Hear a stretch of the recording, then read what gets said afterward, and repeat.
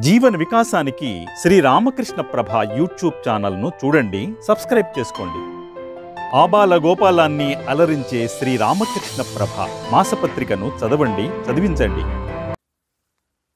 రఘుపతి రాఘవ రాజారాం పతిత పావన సీతారాం. రఘుపతి రాఘవ రాజారాం పతిత పావన సీతారాం. सीताराम सीताराम भजो प्यारे तो सीताराम. ईश्वर अल्लाह तेरे नाम सबको सन्मति दे भगवान. रघुपति राघव राजाराम पतित पावन సీతారాం. రఘుపతి రాఘవ రాజారాం భజన సంకీర్తన గాంధీజీ జీవితంలో పెనవేసుకుపోయిన సంగతి జగత్ప్రసిద్ధం.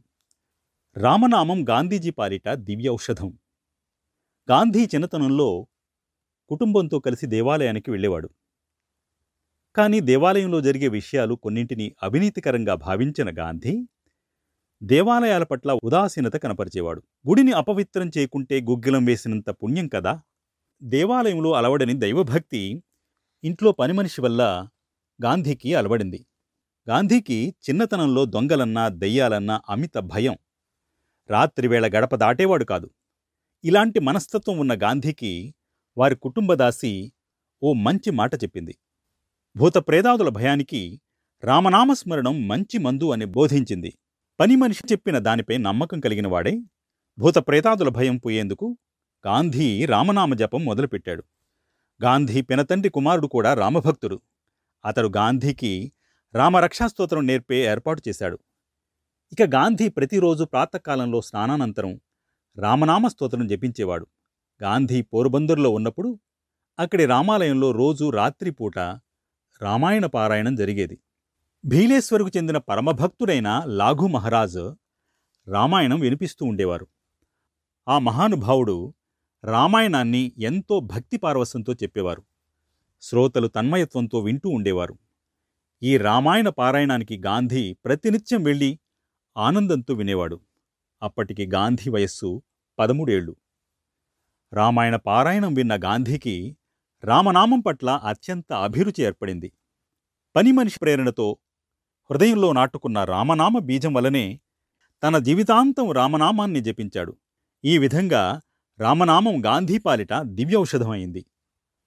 తన మౌనంతో మహానాయకులనే ప్రభావితం చేసిన మహాత్మాగాంధీ పారదర్శకతలో కూడా మనకు ఆదర్శంగా నిలిచారు. నిజాయితీకి సంబంధించిన ఉదంతాలు గాంధీజీ ప్రస్థానంలో కోకొల్లలు. ఆయన ప్రతిరోజు సాయంకాలం ప్రార్థనా సమావేశానికి హాజరవుతూ ఉండేవారు. ఆ సమావేశాల తరువాత హరిజనులు తదితరుల సంక్షేమం కోసం కానుకలు విరాళాలు సేకరించే కార్యక్రమం ఉండేది. గాంధీజీ అనుచరులు అన్ని వర్గాల ప్రజల నుంచి విరాళాలు కానుకలు సేకరిస్తూ ఉండేవారు. ఆ తరువాత ఆయన ఎంపిక చేసిన కొందరు సభ్యులు వాటిని లెక్కించేవారు. వారు రాత్రి భోజన సమయానికి ముందు మహాత్మాగాంధీకి ఆ లెక్క అప్పగించేవారు. ఆ మరునాడు బ్యాంకు ఉద్యోగి వచ్చి ఆ సొమ్ము డిపాజిట్ చేయడానికి తీసుకుపోయేవాడు.